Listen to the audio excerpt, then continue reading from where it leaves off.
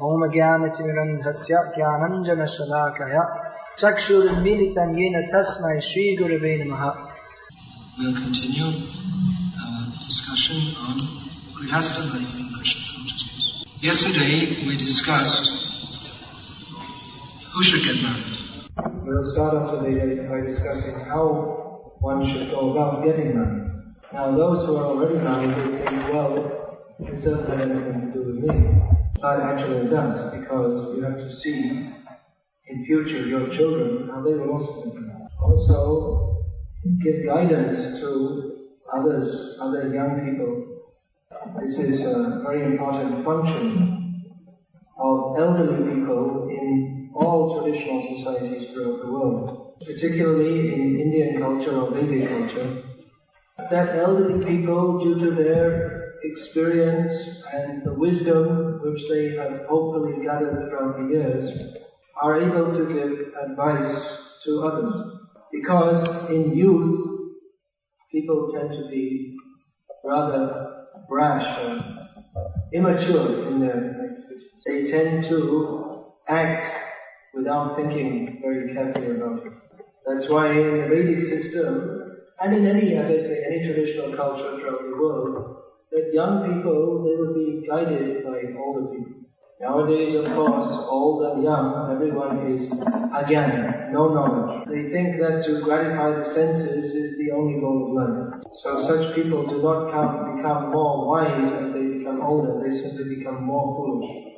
So we are hoping that Grhasthas in Krishna consciousness, as they grow older, they will have many realizations, and they will be able to guide younger people through the difficult stages of household life. Because there are so many problems. Of course, this is mentioned throughout the scriptures that family life is full of problems.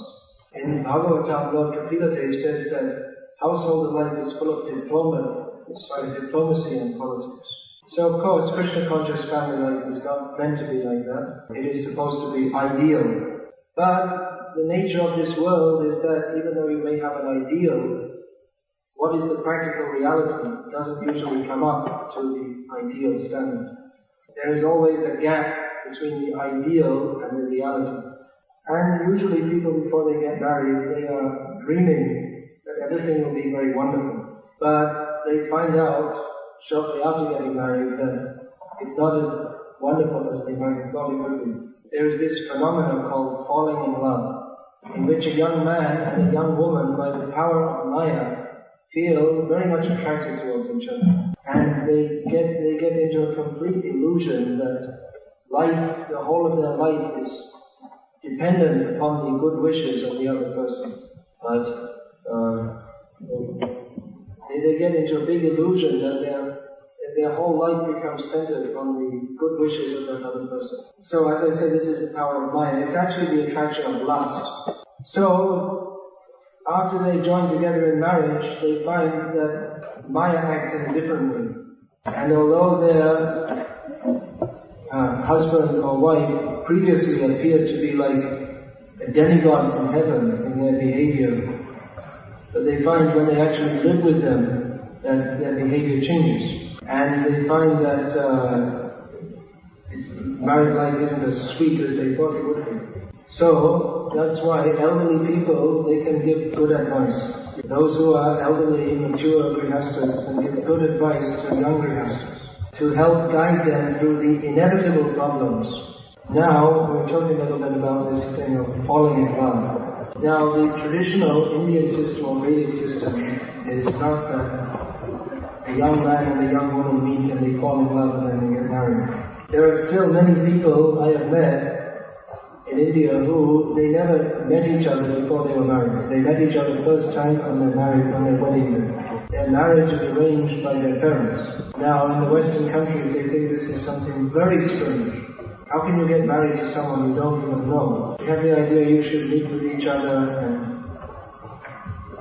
be with each other for some time, then you can get to know each other, then you can see if you like each other, then you should get married. And I think it's a very cruel system that people should be forced to get married without any choice of nothing. But actually we see that Indian families and Indian marriages are much better than in the West, going by statistics at least. Because divorce is, or was, unknown in India, at least among the Hindus and among the Muslims.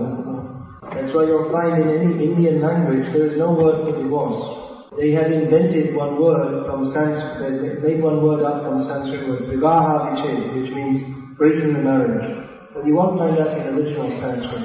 Or the commonly used word is talaq, which is an Urdu word brought by the Muslims. But in the original Vedic culture, there's no thought even of divorce. And even now, most people who get married in India, they're not even considering that there is any possibility of divorce. And even in the Western countries, it wasn't allowed. It was introduced, and now it's thought to be a very normal thing. But actually, it means that the family is destroyed. It becomes a very unhappy situation. So anyway, we'll talk more about that later. But the point I'm making is that even though people say that this Indian system of marriage is very bad, going by observation is actually much better. And my personal observation is that family life is much happier, more stable, more steady in India than in the Western countries. Now, of course, India is imitating the Western countries, and they're importing all Western ideas, and the whole society is going to hell. But still, the original culture is going on to some extent. So there are many good things we can learn from them. Now, the original Indian system of marriage is that the boy and the girl, they should be married very young. Prabhupada was saying that, I think it was his mother-in-law, she was married at the age when she was 4 years old. And her husband was 8 years old at the time. Now, that doesn't mean that they start living together. That comes later when they're a little grown up. But Prabhupada explained why this was done, that before reaching puberty, they should be married. Because as soon as puberty is reached, young people have very strong desires. So if the girl and the boy know that already my husband or wife is fixed up, then they're peaceful in their mind. Otherwise they become very agitated, the mind becomes very disturbed. And we actually find that in the schools and in the playgrounds, that the boys and girls, their mind is just absorbed in the opposite sex. And they're just looking at each other and agitating each other. So the Vedic system recommends early marriage. Nowadays in India, that's all changed. Still in the villages, you find people married young. But the middle class people, they all go for education and they don't get married until late. The middle class people, they go for higher education and they often don't get married until late. But still there are many child marriages, the children are just very young. Even though it's officially illegal, but no one stops it. Now there's a whole science of how this should be done. The boy's father and the girl, when the man has a son who is of an eligible age, or another family has a girl of eligible age, they will start to look for a suitable family. Especially parents of the young girls, it is their particular duty to find out a suitable husband for the girl. That the father has a responsibility particularly to look after the girl. And they'll seek out some family with a suitable partner. Seek out means they may ask their relatives, do you know any suitable family? Or there are some people who their profession is Ghatak, they arrange marriages. So a suitable family means they should be of the same caste, which is not a consideration in this country. But more or less they should be from a similar background. I know in Bangladesh, near to us, we were renting a house in Dhaka, the capital city. So the house we rented was in a Christian area. So even though they were Christians, they were converted some generations back from Hinduism, and the culture they followed mostly all the same as Hinduism. So we heard that some of our neighbors, they had been offered their daughter the chance to marry a boy from a very rich family. our neighbors, they've been given a proposition that your daughter, she should marry into a very rich family. But they had refused because they thought that the girl herself, the daughter, and they also, they would be very uncomfortable with the members of the other family because the boy's family was very rich and their family was only middle class. So they thought there'd be too much difference and it would be embarrassing. So there are so many considerations. For instance, if the husband is well educated, it would generally be better if his wife is also well educated. Particularly the girl should not be superior to the husband in any way. That she should be younger, she should not be more educated or from a richer family, because it's necessary psychologically that the boy feels superiority. And they should have similar nature. As Prabhupada notes in one of his purports, that if the boy is a devotee and the girl is a devotee, the marriage will be very happy. And similarly, if the boy is of demoniac nature and the girl is of demoniac nature, they will be happy in their marriage also. Happy demons. So, they should see what is the mentality. Then apart from all these considerations, one most important thing is the astrological chart, which will, by astrological calculations, they will calculate if the boy and the girl are compatible.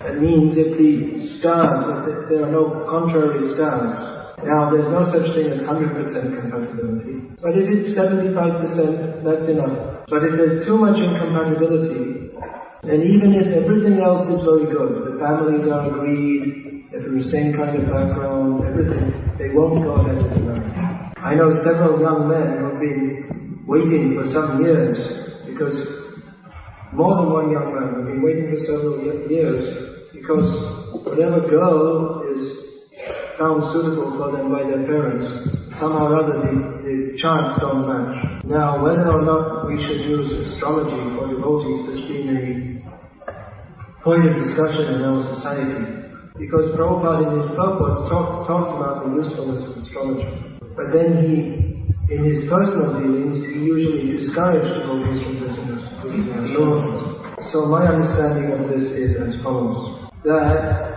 those who have surrendered to Krishna, they are fully dependent on Krishna. So whatever happens to them in future, they simply depend on Krishna. Therefore, they have no need to visit astrologers. But someone who's going to get married, anyway, they're already making some material adjustment.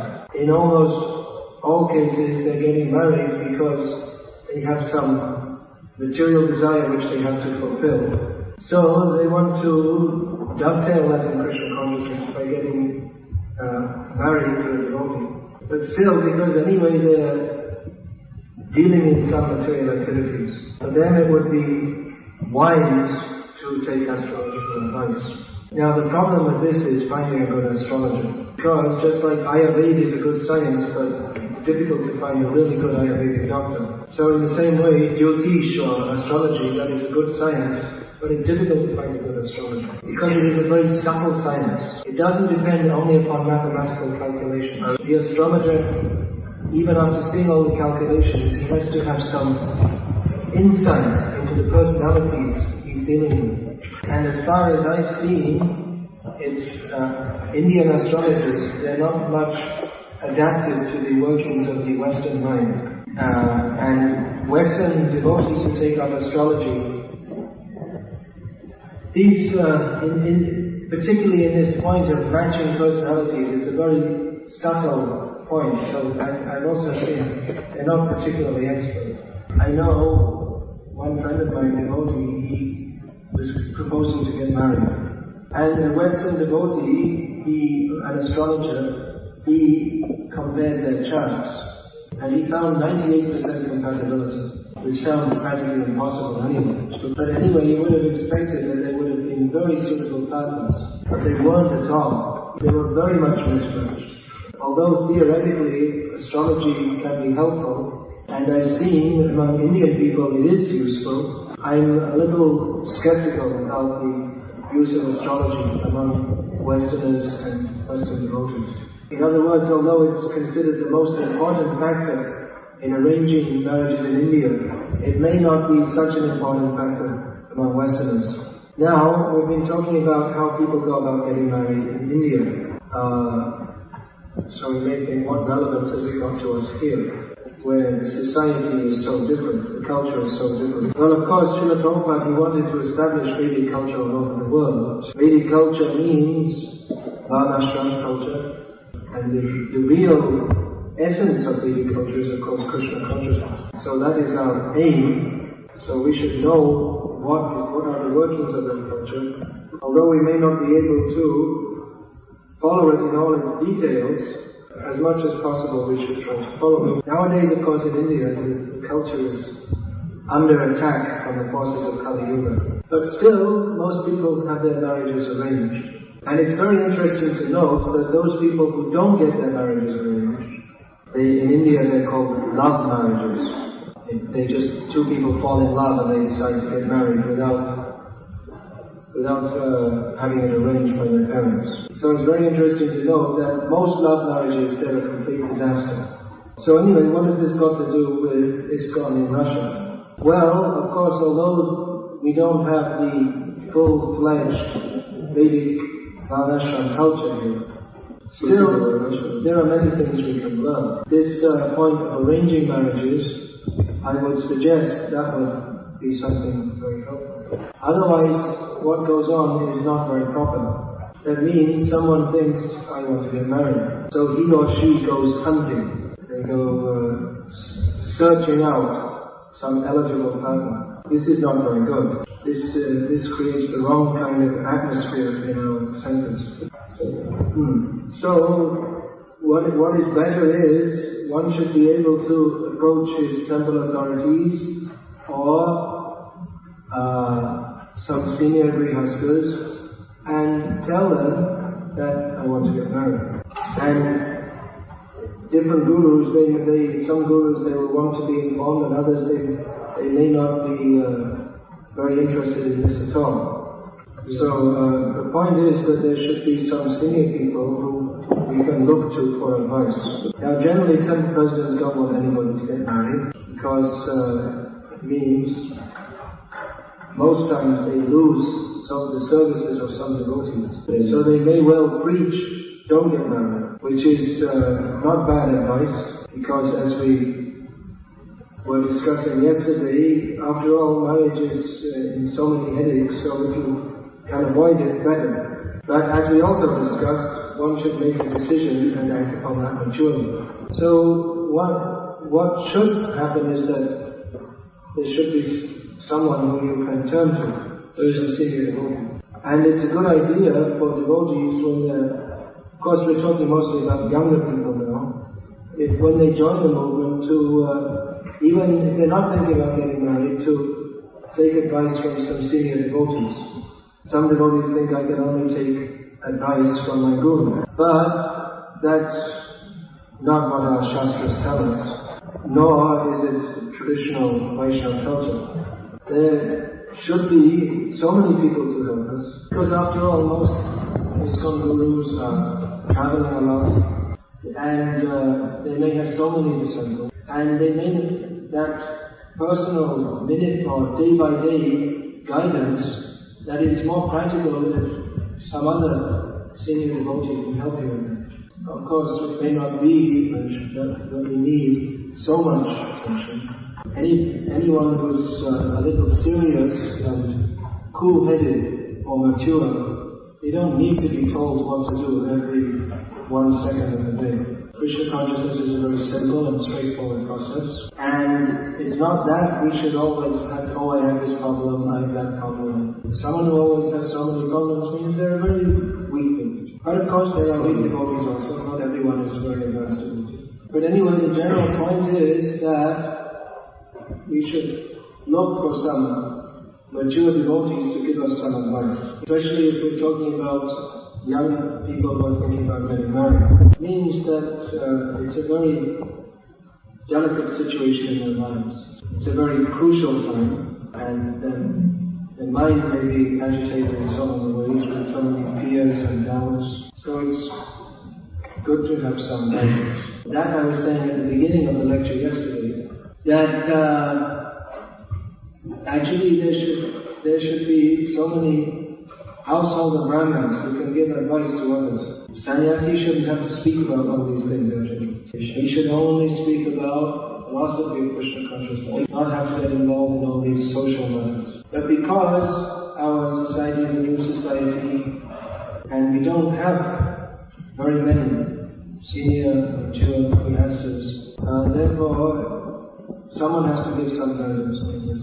But anyway, we hope that gradually senior, mature Grhasthas, there'll be more of them, and they can help the younger devotees as they come up. One thing else about life in India is that, especially in the villages, there's a very intimate relationship between all the different people in the village. People from different families, because they're all living together in the same small village, they have a very intimate relationship with each other. So that the children from their small age, they address any older person as uncle or auntie. So that kind of atmosphere would be this we want to make in our ISKCON also, where all the devotees, they have a very nice, trusting relationship with each other, so that even if there are 100 devotees in the temple or whatever, you feel a junior devotee feels he can go to a senior devotee and get good guidance. Prabhupada actually said that our temples, they should be like a big family. He said the president should be like the father to all the devotees, and the president's wife should be like the mother. So this is what should go in ISKCON, especially here. Our movement is very new, but we would request those who are older to help those who are junior. Even sometimes some devotees, they may be physically older, and some devotees who are physically younger, they may be more years in the movement. But still, those who are old, whose bodies are older, they have more experience of practical life. So for this kind of thing, they may be able to give advice. Anyway, the general point I'd like to make is that it's better if someone who wants to get right, they should approach some senior devotees, such as town president or any senior Grhastha. Or maybe his guru, if his guru does this kind of thing, and ask if they could help, maybe they could arrange marriage. Some gurus get involved in the marriage of their disciples and others don't. Traditionally, sannyasis didn't, but Prabhupada did. Once I heard on a tape conversation Prabhupada say something. He said that the young girls in our society, they should be trained in two things. He said one is chastity. They should be trained to be very faithful to their husband. Another thing is cooking. They should become first-class cooks. So Prabhupada said, if any girl is trained up like this, I will personally arrange a first-class husband for them. So one other thing I would suggest before getting married, one other thing that would be very useful is to spend a little time in India, if possible. It's not possible for everybody, but those who do get the possibility, they can take advantage of it. By spending time in India, I mean traveling from place to place, preaching. Because if you do that in India, you automatically get invited to stay in people's houses. And you'll see how people live, how family life goes on in India. Because even today, most Indian families, it's a good model for the rest of the world to follow. Now, we'll move on to the next point. With what attitude should there be within marriage? Now, so many times you see people, they want to get married because their mind is very agitated by lust. So that's one good reason to get married, because lust should be satisfied within marriage. But we should know that although marriage is a license for sense gratification, its main purpose is to help us in spiritual advancement. Its main purpose is to help in our spiritual advancement, because it's understood that in youth people have very strong desires. So one is allowed to dovetail those desires within marriage. So that there are different points, but one point is that by dovetailing that sense gratification propensity, then he won't engage in sinful activities by engaging in sense gratification outside of marriage.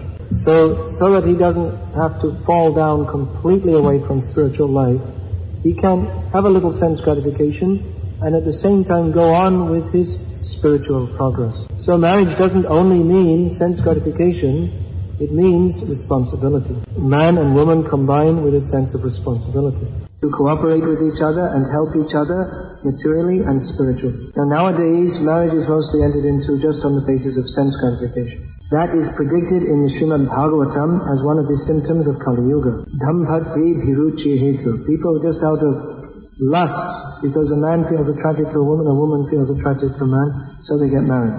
Because they superficially like each other. But the nature of material attraction is that I like you one day, I don't like you the next.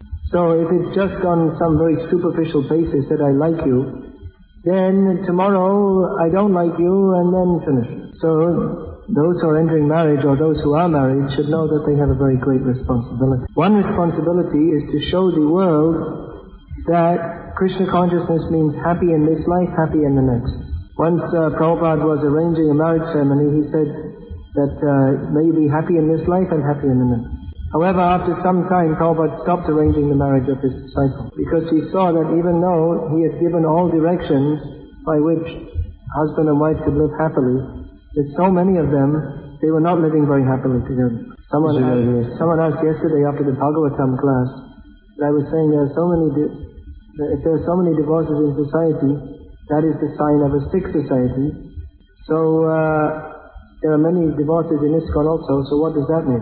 So the answer is very clear. It means that at least in the Grhastha ashram, it's not very healthy in our society. At least in the Western countries, there have been many cases of divorce. This is not good at all. This is not at all what Srila Prabhupada wanted. He gave so many instructions in his books about household life. Now, unless this is rectified, I don't see how our movement can really become very strong. Because most people get married. So if they get married and then again divorced, it's not going to impress anybody. In the world today, there are so many social problems. One of them, one major one, is that in the Western countries especially, there is no proper family life. That because there's no commitment for the husband, there's no deep commitment for the husband and wife to stay together.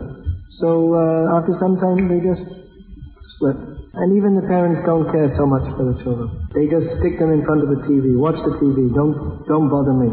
Their whole attitude is completely wrong. Because the Western world, now the whole world, the whole attitude towards life is simply selfish. Simply based on sense gratification. If I will be happy, that will be the goal of my life. It doesn't matter what happens to anybody else. They don't care about giving pain to others. Even their own children, they don't care about giving pain to them. The children look up to the parents for guidance. But if the parents are selfish and they simply fight and then they divorce, not caring for the children, then the children will be very bitter. Which is one reason why we find so many child criminals in the Western country, so much child alcoholism, drug abuse, so many child suicides. Simply because their parents are selfish and they don't care what happens to the children. They even get married with the attitude, let me try and see. Alright, I'll get married, and if I don't like it, I'll kick my wife out in the street. Or the girl is getting married and she's thinking, let me try and see.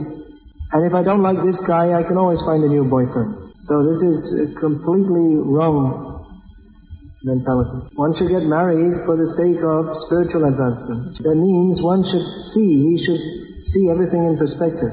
That anyway, I'm not going to live very long. I could die anytime. But even if I live to be 70 or 80 years old, it's not very long. So anyway, I'm getting married. So let me, in this situation, do what is best for my spiritual advancement.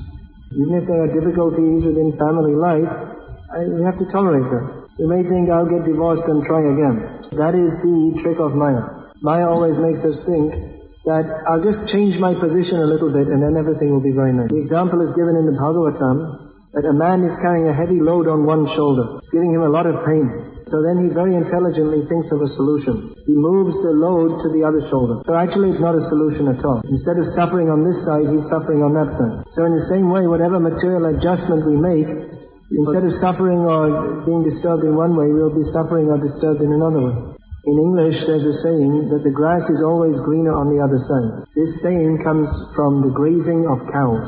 In England, they have many fields for grazing cows, and they have wooden fences. They have wooden fences to stop the cows going outside the field. The fence is always big enough so the cow can put only his head through to the next field. So you'll find in the field, there are so many cows, and none of them eat the grass inside the field. They all put their head through the fence and eat the grass in the next field. This is cows in Maya. They think that if it's the next field, it must be better than this field. So we're also cows in Maya. Just like a brahmachari is thinking, if I was a Grhastha, it would be very nice. And a Grhastha was thinking, well, I should have stayed brahmachari, it would have been very nice. Dilika ladhu jo kaya jo bistaya, jo na kaya wo bhi pastaya. This saying is there. One who has tasted dili ladhu, he is lamenting. He is lamenting, I tasted it once, but now I cannot get it. And one who never tasted it, he's thinking, I never got the chance to taste it. So either way, people are lamenting. So Grhastha may be thinking, I married, but actually, I shouldn't have married this. I should have got married to somebody else. But as the Bhagavantam teaches us, tasyaiva hito payato paiteta kovido nalabhyate yat ramatam upriyadha, that whatever happiness you are destined to get, you're going to get it. And whatever distress you're destined to get, you're also going to get it. So, one should accept whatever position he's in, and whatever position he's in, go on with this Krishna consciousness. This idea that, just a few days ago, I was in Orenburg. So, one couple came up to me, married couple with a young daughter, 5 years old, devotees, asking for blessings for divorce. Because they said, we got married before we became devotees, but we got married for sense gratification, and actually we don't like each other. So we'd like to get divorced. So I told them, no blessing. You're in this situation, you have a daughter, you just can't whimsically get divorced. Now you should accept this responsibility, and even though you may not be so much matched to each other, anyway you're not going to live very long. So somehow or other make some adjustment and go on with your Krishna consciousness. Because one thing is, divorce means so much emotional disturbance. It's very disturbing for the children especially. And these are young people. It means they're not going to live a renounced life. If they got divorced, they'd again be looking for another partner. So this will set a very bad example. That in Krishna consciousness, so people, they just get married, they don't like it. Then if you're so frivolous and whimsical, then again you may get married, and then again you may have another 1 or 2 children, and then you may think, I don't like this person, I'll just get divorced again. So in this way you go through 5 or 6 husbands or 5 or 6 wives, always looking for the perfect situation, the perfect husband, the perfect wife. Well, you won't ever get the perfect husband. The ideal husband is Krishna. So if you want, you can marry him. You have to be qualified enough to do that. Rukmini, she can marry Krishna. But unless you're on the level of Rukmini, you'd better accept someone else as the representative of Krishna. So sometimes we hear devotees saying, we're trying to make our marriage work. What?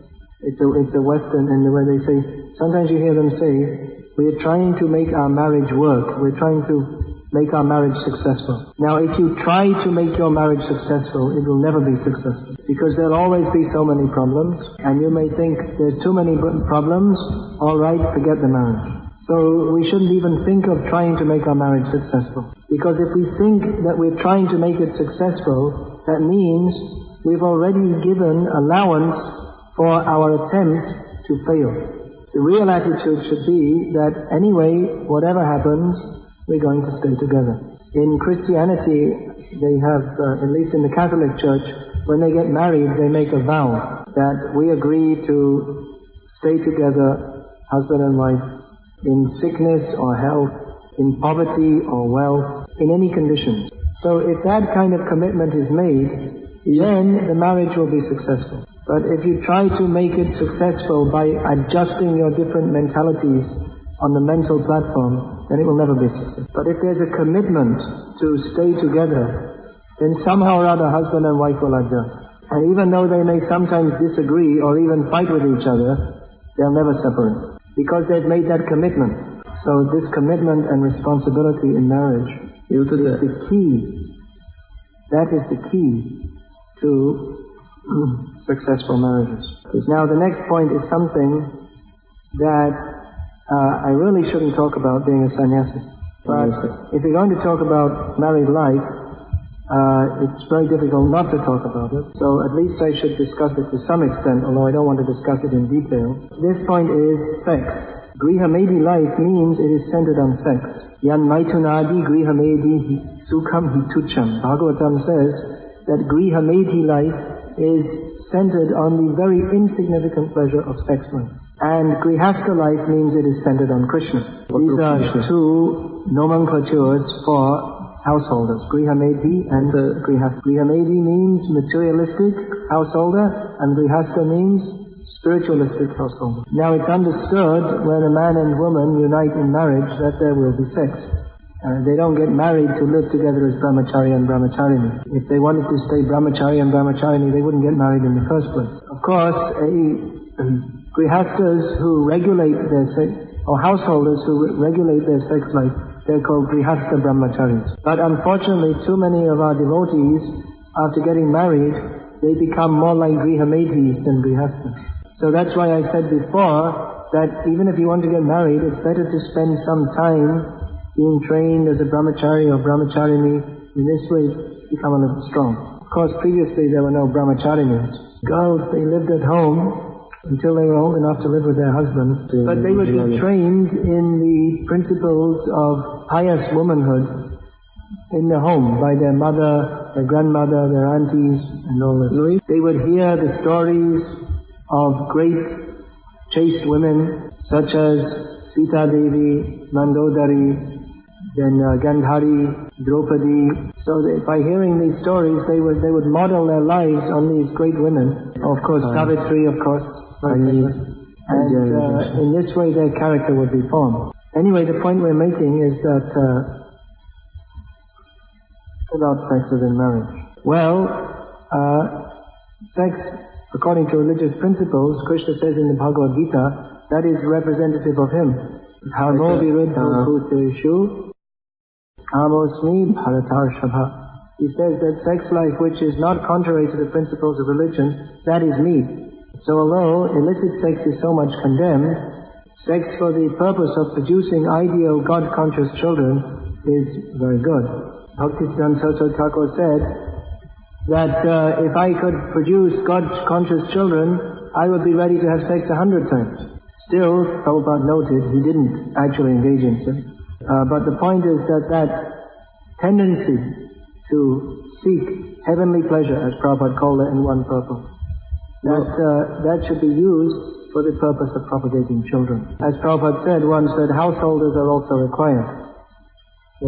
Prabhupada said householders are also required. Otherwise, where are the saintly persons going to come from? They're not going to drop from the sky. So, ideal devotees, man and wife, should join together for the purpose of propagating ideal children. The consciousness of the parents at the time of uniting dictates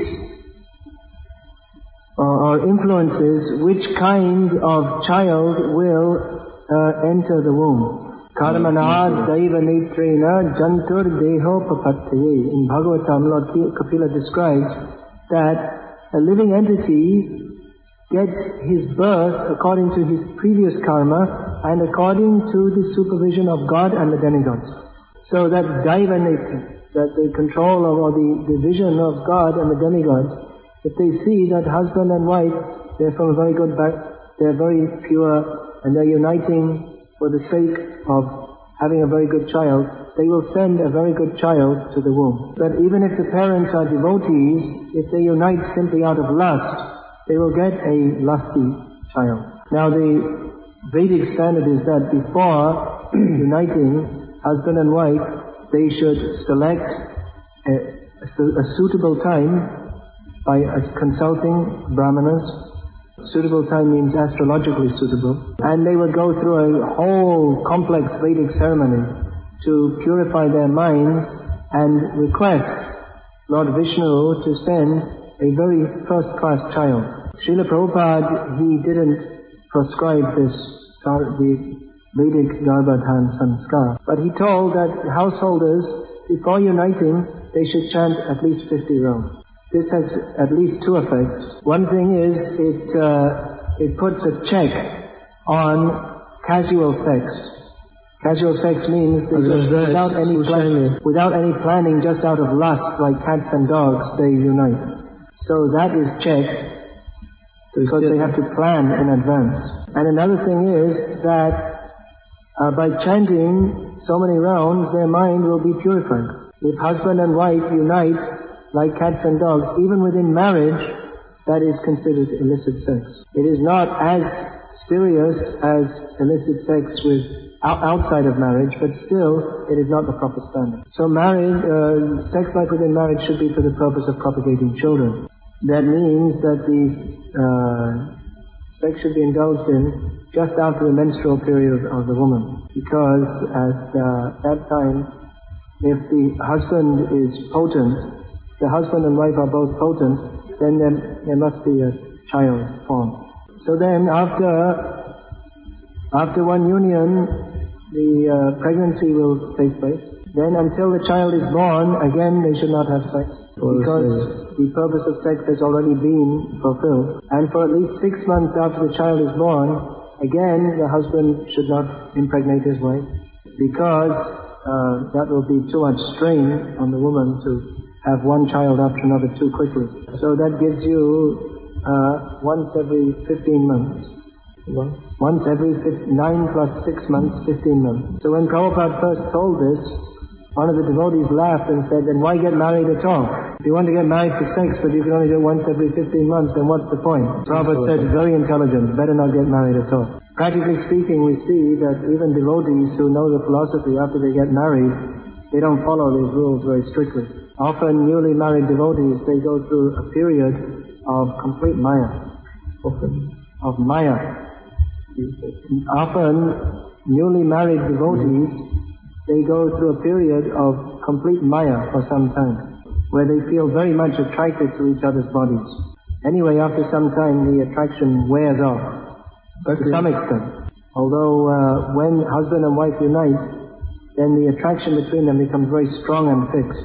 But usually when people first get married, in the beginning, that maya is extremely strong. They feel so much attracted to each other.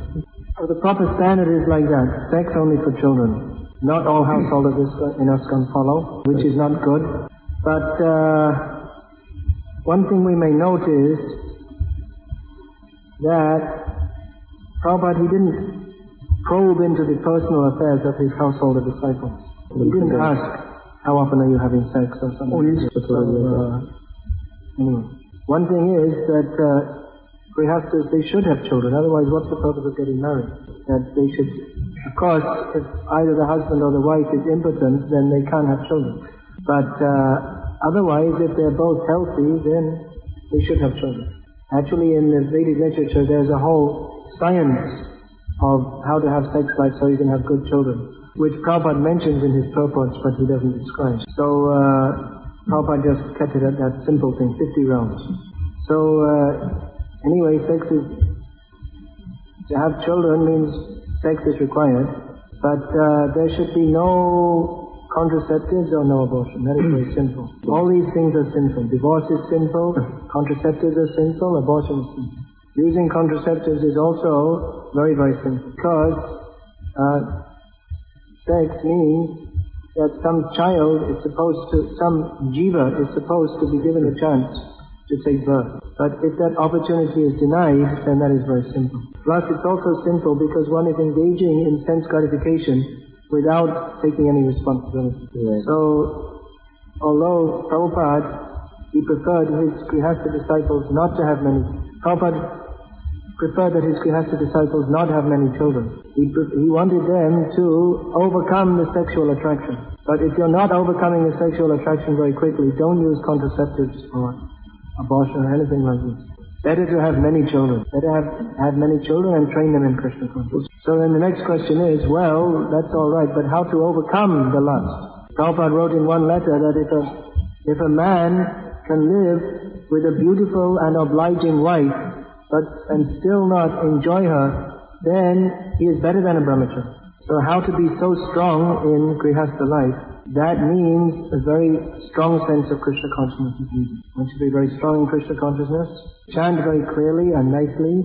Engage the family members in Krishna consciousness, especially deity worship at home is recommended. Or as Harikesh Maharaj was saying last night, if you're living close to the temple, you come and worship the deities in the temple.